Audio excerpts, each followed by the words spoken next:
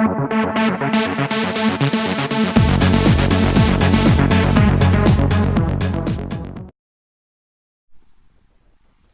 I'm at Ichibancon 2015. We're just starting off the new year with a great voice actress guest, Miss Karen Strassman. Hi. How you doing? I'm good, thank you. So the interesting thing with her is, and the first thing I want to get off the bat, because the first thing I read was Air France. I want to know, how do you become the voice of Air France, and like how did that all come about? That was a long time ago. I was living in Paris. I lived in Paris for about 16 years of my life. I went over there as a student and lived and worked there as an actress, as a voiceover actress. Did theater, TV, film, a lot of French TV and film. And I just started doing voiceover. And so I started, they don't have as many actors who speak English over there, and I must have done an audition and booked it. But it was like, I think, this is going to date me, but when I was the voice of Air France, it was probably about 20, 25 years ago. So they've since replaced me. That was the next question I was going to ask, if it was still going. No.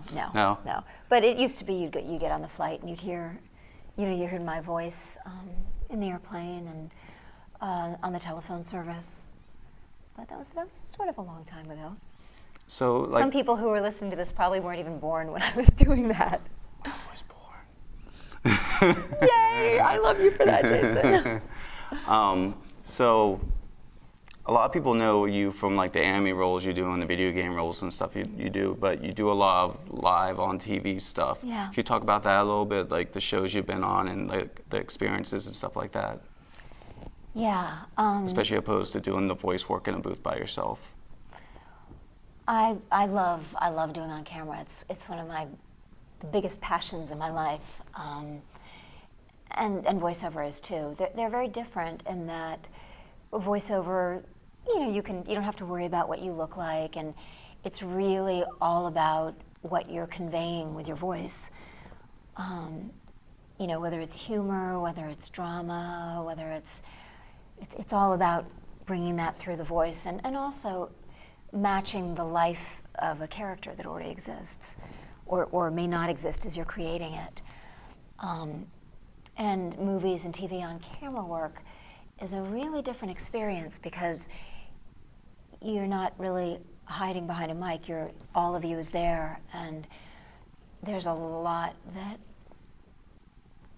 is expressed through the eyes and through listening, and there's just so many things that can go on, and I love the intimacy of that. And I do tons of TV. I mean, you can go on IMDb, but yeah. Weeds was a really fun thing. I recurred in season 7. So, like main cat, like you've been on Weeds. Gilmore Girls. Say it 10 times fast. Yes. Desperate Housewives.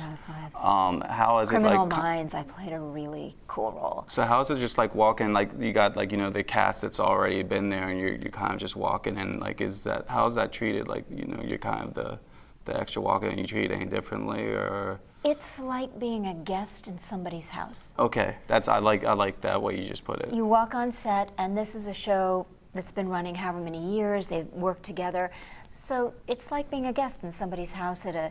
You don't come in and like take it over and be like, yo, I'm here. You kind of show up, and each show and each set has a different vibe.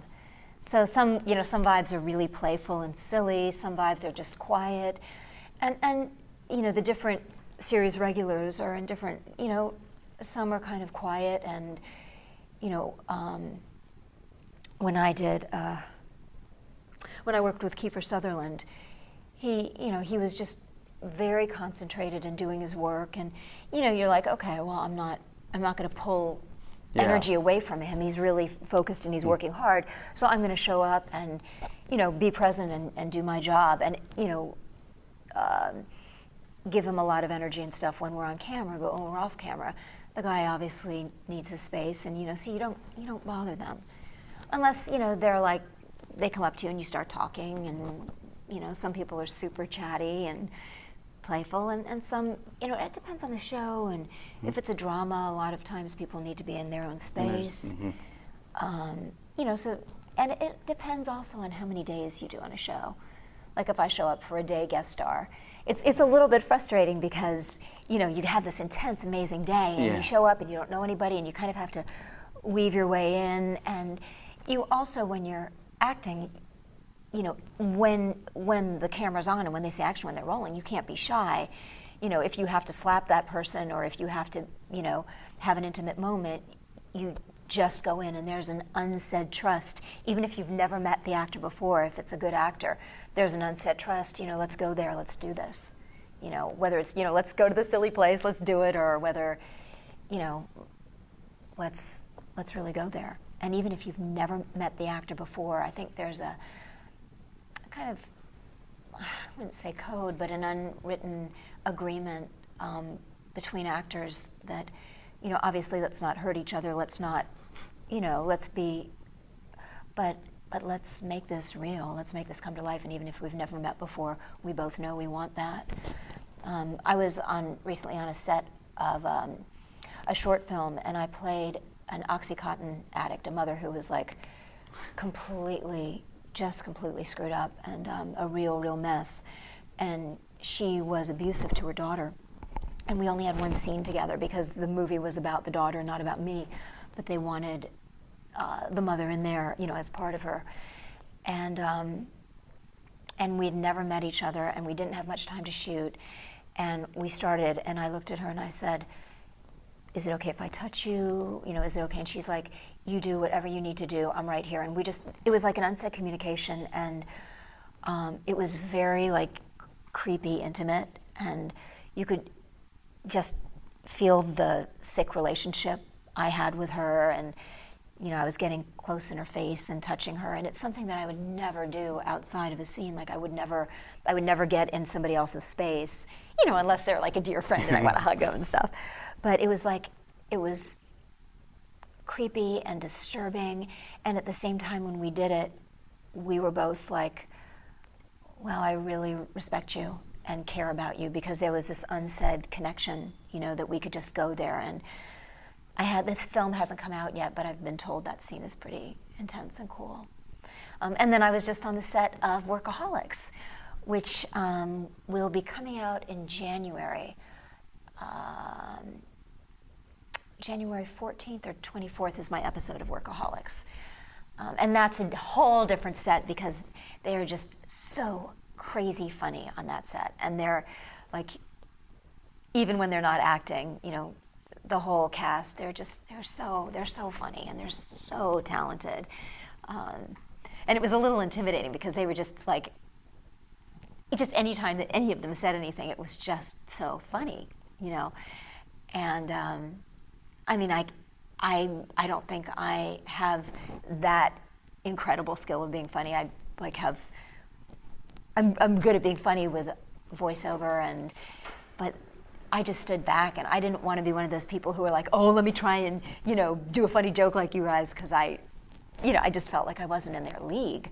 And I just sit back and watch them and enjoy the whole atmosphere.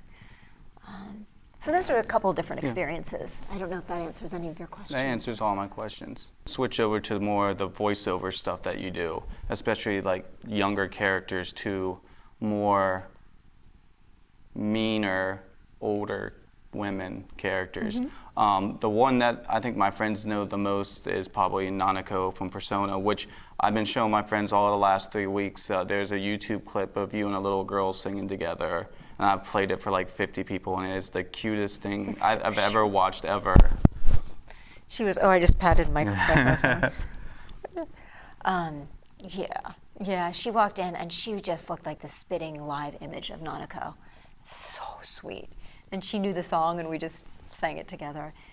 It's really cool for me when that kind of thing happens because, you know, we record stuff alone in a booth. Yeah.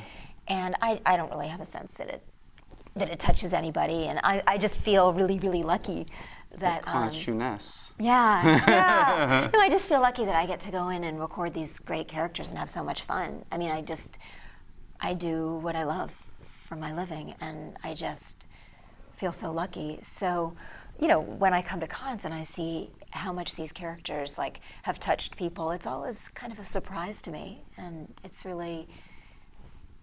kind of humbling to think that something I do alone in a booth goes out to, you know, thousands of people, and that, you know, has an effect on some of them. Now, some people, when they go in for like different age characters, or even you know, women also do a lot of different, do boys and stuff like that. Some actors and actresses actually do stuff to prep up, whether it's listen to a certain type of music or do anything. So what I want to know is there any is there any different preparation for you go in for Nanako, sweet little girl, and then but like next day you're going in to do Soy Fong or Colin, who is a bad bleep chick? Yeah, bad bleep chick. Is there any difference going into it, like what you do to get into character, or do you just go in and just drop it? Usually no difference. No, I just go in and, you know, and then when we start recording, I find the character. You know, I think with Nanako, you know, it's not just her voice, but it's her spirit. And so a lot of it, it's the voice, but it's also the spirit. So, like you were just comparing Nanako and Soy Phone. So Nanako, okay, now I can put my voice up high, but I'm just doing a high voice. Now I'm in the spirit of Nanako, and you can feel like all of a sudden she's alive. Like I'm not just doing the voice, but like the spirit's there. But you saw like I didn't do anything special, like we're sitting down and we're talking, but I just found her in my heart and in my voice placement, I guess. Same thing with Soy Phone. So, okay, now my voice is lower, right? But now I'm in Soy Phone's spirit, right? So, you know, I'm ready for anything that the booth director's going to throw at me, and I'll be reading my lines and stuff. But, you know, and then, you know, and you just hold that throughout the recording. Like, I won't talk to the booth director like Soy Phone. They'll be like, oh, can you retake that? And I'll be like, oh, yeah, okay, cool. All right, you know. But it's, usually there isn't any preparation for me unless a character has a dialect and I want to make sure that the dialect is on, and it's a dialect that I don't do as often. Then I'll spend a couple hours at home and just make sure my dialect's on par. The other thing is that if I know it's a fighting game, I probably won't wear a skirt and heels to the studio. Like if I know it's a fighting game and I'm going to be playing a soldier and I'm going to be yelling and stuff, you know, I'll wear jeans and comfortable shoes so I can feel like, because you feel different when you're wearing a skirt even if nobody sees you, you know. So there might be like a little thing like that, but otherwise most of it just happens and occurs in the studio. Gotcha. So the Bleach ended, sadly. So my question for you is like hopeful, because I am a Bleach fan, still read the manga. If they were to what I will call Inuyasha it and made like a Bleach final act and Viz got the rights to it, would you come back to do Soy Fong? Oh, no question. With pleasure. Yeah. Awesome. I would never abandon Soy Fong. No, it's a great series. And yeah. And if Momo came back to life, I'd be there in a heartbeat for her because I love Momo. We have different points of view on that. Oh, okay. I wanted to keep on coming back to life, like, no matter how many times she's killed. So she's like Goku. You just wanted to keep on being wished back to life. Yes, absolutely, absolutely. Like, so we know she is a huge Momo fan. Everybody. Yeah. Now, is there any websites or anything you're doing in the future that you would like to tell your fans about so that they can keep up what you're doing or go to some of the future stuff you're doing? Well, Workaholics, my episode of Workaholics is coming out in January. I do have a website, which is www.karenstrassman.com. I also have a Facebook fan page where I try and get on there at least once a week and answer questions and converse with people, which is not the same as my personal fan page site, because that's like family and stuff. But my Facebook fan page, I try and get on as often as possible and answer questions, and Twitter is the same thing, you know. And if you guys like put your art up there, I'll retweet it so other people will see it. And you know, another thing, you asked me about something people don't ask about as often, is I don't know if your fans are familiar with Ingress, or if you're familiar with Ingress. I am not. Ingress is a cool-ass game.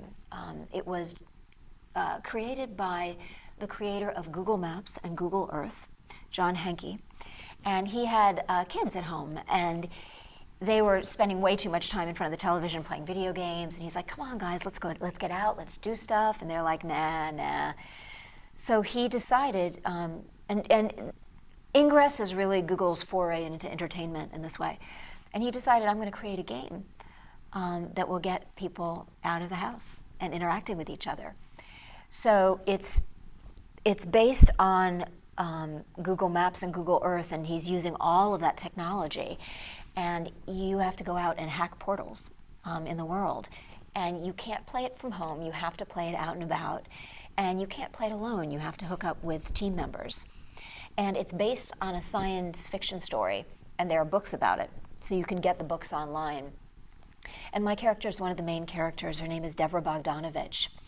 And Deborah Bogdanovich is a scientist who has discovered a very intense energy that's coming up through portals all over the world. And this energy is very powerful, and they found that it can either do very good things or very bad things.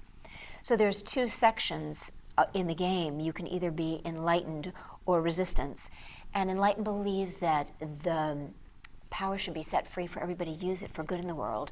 Resistance believes that if it falls in the hands of evil, it could be very dangerous and destroy the world. And Deborah Bogdanovich is on the resistance because she's done many scientific experiments where things have gone wrong.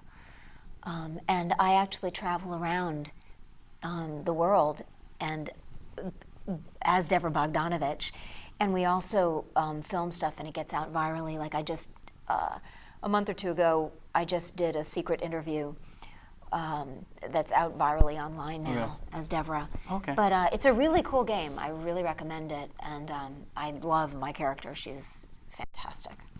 I gotta hit you with some quick, hard-hitting questions. Yeah. What's your favorite food? Avocado, soft shell crabs, crab cake, and chocolate mousse. Okay, I was gonna say dessert, but you beat me to that. All right, thank you very much for the interview. I appreciate it greatly. Thanks for coming all the way over from the West Coast to North Carolina at Ichibancon. Your questions are awesome, and you're awesome. Oh, thank you very much. Bye, everybody. Bye, you guys.